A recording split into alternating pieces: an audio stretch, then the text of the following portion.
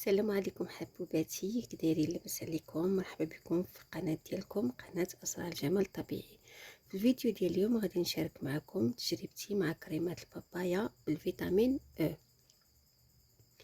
صراحه من بعد ما جربتهم وشفت النتيجه ديالهم قلت ضروري نشاركهم مع المتتبعات ديالي. بالنسبه لي انا هاد الكريمات هادو بجوج لقيتهم كيعطيو واحد الترطيب اللي هو مزيان، وكيخليو البشره رطبه وناعمه، بالاخص في المناطق اللي كتكون جافه. هاد الكريمات انا صراحه ساليت الاولى لانني كنت شريت بحال هادو راه يلا خديتهم،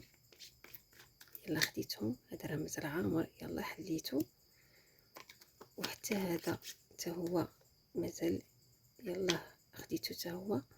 ولكن البنات واعرين هاد الكريمات، غير جربوهم على الضمانه ديالي، والريحه ديالهم صراحه حتى هي زوينه،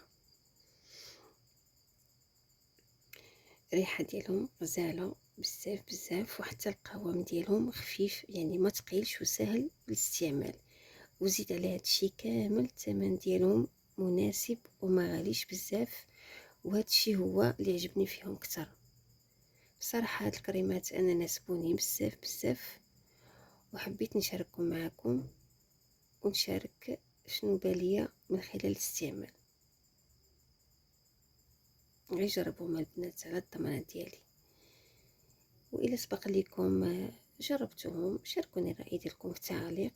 ولا عجبكم الفيديو ما تنساوش ديروا لي لايك واشتراك في القناه وتفعلوا الجرس باش يوصلكم كل ما هو جديد. كنشكركم بزاف على المتابعه ديالكم، ونتلاقاو ان شاء الله باذن الله في فيديو جديد. وكنزيد ناكد البنات هادو راه خطيرين، غير جربوهم. هذا ريحته كتحمق، هذا ريحه ديالو زوينه، ولكن هذا قال ليه انت ما كتعرف والو. انا هذا عجبتني الريحه ديالو اكثر، وبجوج بهم صراحه زوينين، بجوج بهم زوينين.